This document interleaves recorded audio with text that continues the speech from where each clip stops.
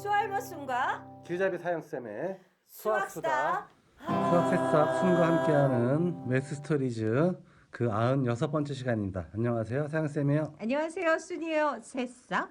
예. 자, 지난 시간에 우리는 실수가 가지는 기본 성질들을 어떻게 살펴볼 것인가, 받아들일 것인가를 이야기했었죠. 네, 잘 받아들여줬나요? 예.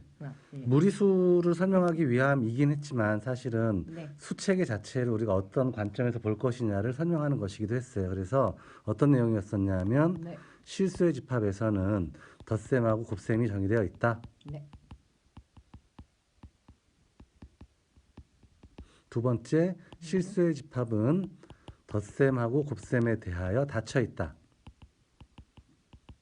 이게 무슨 뜻이었냐면 실수끼리는 더해도 실수이고 곱해도 실수가 되지 다른 경우는 없다. 네. 그 다음에 세 번째, 덧셈하고 곱셈에 대한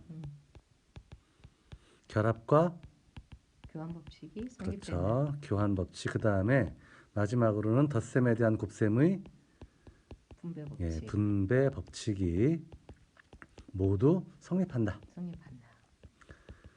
이것은 이제 유리수의 세계까지 우리가 다 계산을 통해서 확인했던 내용이지만 실수의 세계에서는 굳이 계산하지 않고 네. 받아들이자라고 이야기했던 거죠. 네, 유리수만 들어가면 헤매기 시작합니다. 뭐 전혀 다른 세계관 같아요. 제가 얼마 전에 그걸 느꼈어요. 유리수에 유한소수와 순환소수가 있잖아요. 예. 유한소수를 자꾸 유리수랑 같이 섞어서 생각한 거예요. 아, 유한소수를 유리수라고 생각한 거죠. 물론 유리수죠. 근데 유리수 중에 일부죠. 예, 일부죠. 네. 근데 그걸 하나로 통합해서 생각을 한 거예요. 그 말이 그 말인 줄 알고. 네. 왜 그랬을까요? 유한소스를 찾으라. 아까 맞느냐? 유한소스를 찾아라? 아니 혹은 유한소스가 맞느냐? 맞는 게 몇 개냐? 뭐 이렇게 물어보면 유리수 전체를 생각한 거죠, 제가. 바보 같죠? 새싹 맞나요? 예, 좀 심각한데. 그걸 얼마 전에 깨달았습니다. 아, 착각하고 있었군요. 같은 그러니까 단어라고. 그래서 제가 처음부터 지금까지 늘 강조하는 게 뭐냐면 우리가 사용하고자 하는 모든 용어들의 정의를 분명하게 하는 것이 왜 중요하냐. 이 부분이 무너져 버리면 사실 아무것도 할 수가 없거든요. 그러니까요. 그래서 엄청나게 헷갈리기 시작했어요. 그다음부터. 예, 죄송합니다. 알았다는 게 어디예요? 예, 지금 당황해 하고 축하합니다. 있습니다. 쌤이 당황하고 있어요. 예, 뭐라고 할 말이 없어요. 그래서 정의하고 네. 그다음에 지금 이렇게 이야기하는 것들을 우리는 공리라고 이야기하잖아요. 네. 그러니까 증명 없이 받아들이기로 했던 네. 것들. 이런 것들을 분명하게 하지 않으면 사실은 시스템, 그러니까 구조가 정확하게 만들어지지가 네, 않고 맞습니다. 논리적으로 좀 문제가 발생하게 되는 거거든요. 그러니까 되게 많이 헷갈린 거죠. 그러니까 헷갈리는 게 아니라 그러면 아예 그냥 수학 자체에 대해서 예, 말해볼 수 예, 있고 전혀 있습니다. 이해를 못 하고 있다는 것밖에 안 되는 거죠, 사실은. 아니 그때 순간순간은 다 알아들었어요. 근데 저 혼자 뭔가를 풀 때 그런 착각을 하고 있더라고요, 제가. 네. 죄송합니다, 쌤. 예. 앞으로는 이런 아이들도 있다라는 거. 그렇죠. 예, 그거 인정해요. 그래서 여러 번에 걸쳐가지고 정의를 설명하고 공리를 설명하는 것들 맞습니다. 자체는 충분히 가능한 일인데 지금 우리는 100번째를 향해 나가는데 이렇게 훅 이야기가 들어오니까 아니요, 근데 정말 사람이 얼굴에 헷갈리는 경우도 있잖아요. 근데 어느 순간 그게 헷갈리기 시작한 거예요. 예, 그래서 다시 한번 점검을 했더니 제가 정말 이상한 길로 가고 있더라고요. 그래서 다시 정리했습니다. 예, 아, 이거였구나. 네, 잘하셨어요. 자, 그 다음에 어떤 이야기까지 했었냐면 A가 실수일 때 네. A 더하기 0 하든 네. 뭐 0 더하기 A를 하든 네. 이게 항상 그냥 A다. A가 된다. 네. 그래서 0이라는 실수는 실수 중에 되게 독특한 존재인데 네. 어떤 놈하고 더해도 항상 그 자기 자신을 만드는 그렇죠. A만 남게 되는 그래서 항상 같은 값을 만든다라고 해서 항상 항 같을 등 그래서 항등 원 항상 같게 만드는 어떤 구성원이다라고 해서 이제 항등원이라고 부르기로 했었고, 마찬가지로 A가 실수일 때 네. A 더하기 마이너스 A를 하건 마이너스 A 더하기 A를 하건 항상 항등원 0이 되거든요. 네. 그래서 덧셈에 대한 항등원이에요. 네. 덧셈에 대한 항등원이 0이다라고 했던 것처럼 네. 마찬가지로 항등원 0을 만들어내는 이러한 원소를 이것은 이제 A가 뭐냐에 따라 달라지는 거죠. 그렇죠. A의 덧셈에 대한 여건이다라고 부르기로 약속을 했어요. 네, 그래서 맞습니다. 예를 들면 5의 덧셈에 대한 여건은 뭡니까? 라고 물어보면 몰라요. 마이너스 오, 5입니다. 라고 대답을 해야 된다. 네, 맞습니다. 그리고 이것은 무엇도 포함하는 거냐면 실수이기만 하면 무조건 덧셈에 대한 여건을 가진다. 네. 그러니까 A가 실수이기만 하면 그렇다라는 네. 거니까 덧셈에 대한 여건이 존재하지 않는 그런 실수는 존재하지 않는다. 않는다. 여기까지가 이제 지난 시간에 봤던 실수의 공리들이었어요. 네. 그 다음에 이제 연산이 두 개가 있었으니까 좀 더 이야기해야 되겠죠. A가 실수일 때 A 곱하기 1을 하건 1 곱하기 A를 하건 항상 A가 A가 되잖아요. 나온다. 네. 곱하기.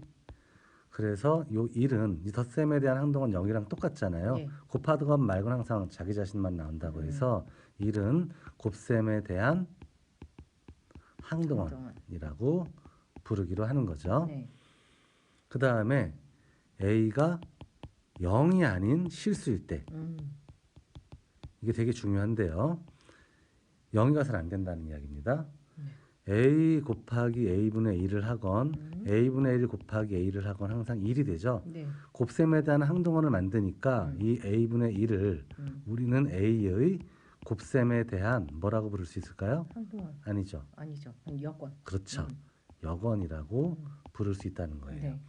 그러니까 A가 0만 아니면 모든 실수 A는 0을 제외한 모든 실수 A는 곱셈에 대한 여건을 반드시 가진다는 가진다. 거고 네. 그건 역시 이 덧셈에 대한 여건의 경우처럼 A가 뭐냐에 따라 달라질 달라지는 수 값이다라는 있죠. 네. 거죠. 그래서 예를 들어서 5의 곱셈에 대한 여건이 뭐예요? 라고 물어보면 5분의 1. 그렇죠. 네. 5분의 1이다. 그래서 이걸 때때로 이제 역수라고도 부르잖아요. 네. 그러니까 역수라는 말도 여건이라는 말에서부터 만들어진 표현이라고 봐도 상관이 없을 것 같아요. 네. 다만 0의 곱셈에 대한 여건은 없다예요. 없다죠. 예. 유일하게 실수 중에 오직 0만이 곱셈에 대한 여건을 가지지 않는다. 못한다라는 겁니다. 자, 그 다음에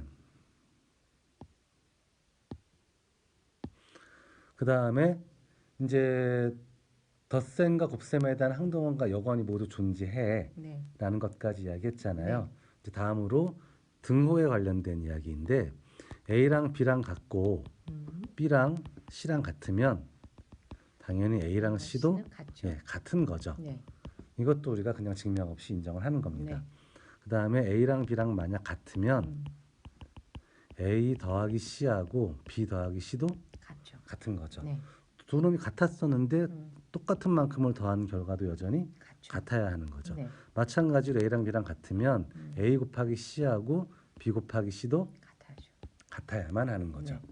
그러니까 이것이 기본적으로 우리가 공리로서 인정하는 기본 성질들입니다. 실수와 덧셈, 곱셈과 관련된 그리고 등호와 관련된 기본 성질들이죠. 네. 이렇게 두 가지만 이야기하면 사실은 다들 그 다음 과정을 잘 생각을 못 해내는데 예를 들면 이런 거죠. A랑 B랑 같대요. 그러면 A를 3번 곱하는 거하고 B를 3번 곱하는 것도 어때야 될까요? 같아요. 그렇죠. 그렇죠. 그러니까 몇 번을 곱하건 상관이 없죠. 없고 몇 번을 더하건 상관이 없습니다. 없다. 동일한 값을 더하거나 동일한 값을 곱하는 경우에는 이것이 횟수가 몇 번이 되건 항상 성립하는 거야라고 일반적인 생각까지 할 수 있어야 되는 거예요. 이게 지난번에 이야기했을 때 분배 법칙을 설명하라 그러면 보통 이게 성립한다라고 설명하잖아요. 그렇죠. A 곱하기 B 더하기 C는 AB 더하기 A시다. 근데 항상 학생들은 이렇게 얘기하면 이걸 이렇게 바꾸는 것만 분배 법칙이라고 생각한단 말이죠. 사실은 얘를 이렇게 바꾸는 것도 역시 분배 법칙임을 알 수 있어야 하는 것처럼 네. 그리고 이것을 그대로 확장해 보니 우리가 지난번에 이야기했던 것처럼 그럼 두 개짜리는 어떻게 해요? 라고 물었을 때 하나로 묶어서 보는 거였잖아요. 요렇게 요렇게 그렇죠. 전개하고 결과를 봤더니 결국 한 번씩 곱해서 더한 거하고 같더라. 같더라. 그러니까 앞으로는 그냥 한 번에 이렇게 뽑아내자. 음. 그럼 두 개일 때 했으니까 그럼 세 개일 때, 네 개일 때도 다 동일한 똑같죠. 과정이 적용될 거야라는 것들을 짐작할 수 있어야 되는 네. 거잖아요. 그러니까 책에는 항상 이렇게 가장 간결한 꼴들만 나와 있기 마련인데 그 간결한 꼴들을 보고 아 이것뿐이야라고 생각하면 안 되고 일반적인 생각으로 얘를 확장하는 것도 자연스럽게 할 수 있어야만 하는 겁니다. 사실은. 이 확장 과정이 되게 어려워요. 예. 음. 어렵고 사실은 이것이 수학의 제일 핵심이자 본질이라고 저는 생각해요. 그러니까 가장 기본적인 아이디어를 어떻게 넓히고 넓혀서 아무도 설명하지 못했던 것들을 나의 독창적인 사고방식으로 설명할 수 있을 것이냐. 모든 창의성들은 사실 여기에서 나오는 거거든요. 그렇군요. 그런 것 같네요. 예, 그래서 수학의 질문은 항상 이 확장을 잘 하느냐라고 묻는 경우들이 대부분이에요. 자, 여기까지가 네. 등식에 대한 기본 성질이었고요. 그 다음에 이제 아주 중요한 기본 성질을 또 이야기할 건데 A가 실수이면요. A는 0보다 크거나 A는 0하고 같거나 A는 0보다 작거나 요 세 가지 중에서 오직 한 개만 성립해요. 네. 그렇겠죠. 두 가지 이상의 동시에 성립하는 경우도 없고 없어요. 여기에서 벗어나는 케이스도 없어요. 없다는 거예요. 무조건이라는 이야기입니다. 이것을 우리는 셋 중에 하나만 성립한다라고 해서 삼일률이라고 불러요. 셋 중에 하나의 들어본 것 법칙. 같아요. 예. 네. 이 삼일률이 성립한다라는 것에서부터 우리는 크기를 비교할 수 있게 돼요. 무슨 얘기냐? A가 실수고 B가 실수면 자 B의 덧셈에 대한 여건인 마이너스 B도 당연히 실수겠죠. 우리는 앞으로 A 더하기 마이너스 B를 간단하게 이렇게 쓰기로 약속을 해요. 그렇죠. 예, 뺄셈의 정의를 예전에 사실은 자연수에서 그냥 빼기라고만 빼기. 했었는데 네. 이제 실수의 세계에서는 정확하게. 덧셈에 대한 여건을 더하는 행위를 간단하게 이렇게 표현하기로 약속했음을 잊어서는 안 되는 거예요. 네. 그러면 실수의 집합은 덧셈에 대해서 닫혀 있다라고 했기 때문에 이 연산의 결과도 당연히 실수겠죠. 네. 그렇죠. 그럼 얘는 당연히 셋 중에 하나만 성립해야 돼요. 0보다 크던가 0하고 같던가 0보다 작던가요. 작던가. 예. 예. 그래서 이게 성립할 때 우리는 A가 B보다 크다라고 이야기하기로 한 거예요. 네.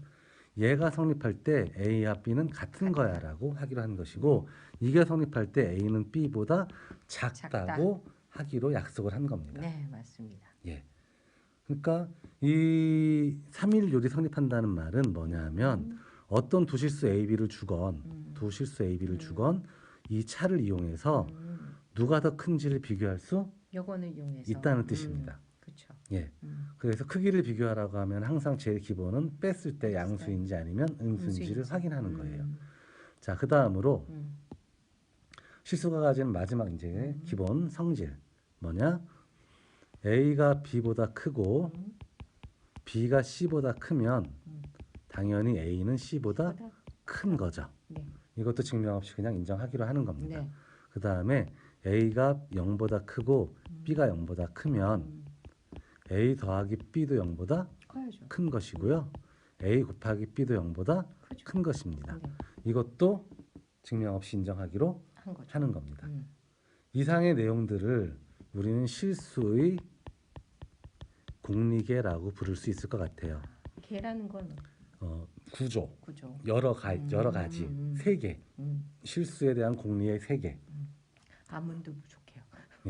실수에 대한 공리의 세 개, 뭐 이 정도로 번역을 하면 괜찮을 것 공리계. 같은데, 예, 그냥 하나만 있으면 그냥 공리할 텐데 지금은 여러 개의 여러 개가 성질이 있다. 있으니까 공리계라고 부르면 어떨까? 뭐 이건 저만 쓰는 용어예요. 아, 그래요? 사영 쌤의 용어입니다. 근데 뭐 제가 쓰긴 하지만 좀 그럴듯해 보여서 계속 쓰고 있어요. 자, 여기까지 했던 것만이 우리가 실수와 관련해서 그리고 덧셈과 뺄셈, 뺄셈. 그다음에 등호와 부등호와 관련해서 증명 없이 인정할 수 있는 공리. 공리들입니다. 네, 여기에서 벗어나는 그 어떤 것도 없습니다. 예, 공리로 함부로 증명 없이 그냥 사용해선 안 됩니다. 안 되는 겁니다. 있을 수는 있지만 증명해 해내야 된다. 예, 그렇죠. 그래서 증명 없이 쓸 수 있는 모든 것 음. 여기까지입니다. 이 과정이 아마 고등학교 1학년 정도까지 가능한가요? 사실 이게 고등학교 단가요? 교과 과정에서 빠졌어요. 아, 빠졌어요. 그래서 교과서가 지금 되게 이상해져 버렸어요. 아, 그래요? 예. 음. 그래서 아이들한테 설명하기 좀 곤란한 부분들이 생겨버렸는데 저는 이 부분이 빠지면 안 된다고 생각하거든요. 왜냐하면 수학을 바라보는 관점 중에 이제 공리주의적 관점이라는 게 있어요.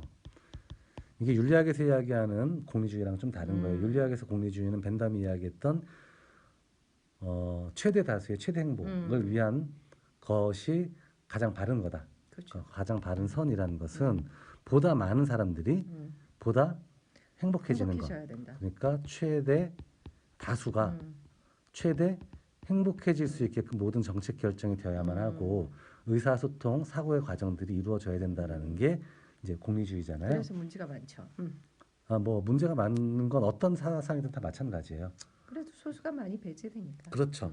그래서 이제 소수의 희생들을 정당화시키는 어떤 근거로서 많이 활용되는 말들을 하게 되죠. 윤리학적 체계이지만 이제 수학에서 공리주의는 그게 아니라 정의와 공리로부터 나머지 모든 정리를 끌어내는 이러한 형태의 연역적 사고, 그게 확장인 예, 거죠. 구조를 공리주의적 관점이라고 이야기해요.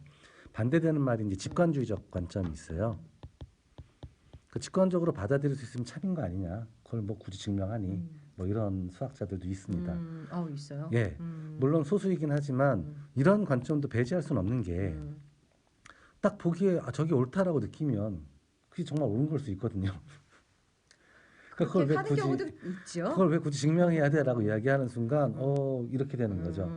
근데 저는 적어도 중등 교과 과정은 철저하게 공리주의에 입각해야 된다고 그러면 이 생각해요. 부분은 정확하게 알고 들어가야지 빠져 그렇죠. 있더라도 예. 해결할 수 있는 지점도 있다는 맞아요. 거죠. 예. 그렇답니다. 예. 중등 교과는 철저하게 이 관점이 있어야지만 사실은 나중에 직관주의를 받아들이건 할 때에도 자연스러운 사고의 확장들이 가능해지거든요. 네. 근데 이제 이걸 배제하는 순간 문제가 발생하는데 지금 교과서는 교육 정책 자체가 좀 문제가 있는 게 어떻게든 사교육 시장을 죽이는 쪽에만 초점이 맞춰져 있어요. 학원들 없애자. 뭐 물론 그렇게 갈 수는 있겠으나 그것만 가지고 자꾸 교육 정책을 위반하는 건 좀 문제가 있지 않은가. 네, 뭐 제 개인적인 생각입니다. 개인적인 생각입니다. 자, 그래서 오늘은 실수의 공리계를 좀 살펴봤고요. 다음 시간은 이제 이것들에서부터 어떤 이야기들이 파생되어지는지 살펴보도록 예, 하죠. 궁금해집니다, 쌤. 예, 오늘은 여기까지요. 새싹. 안녕. 안녕.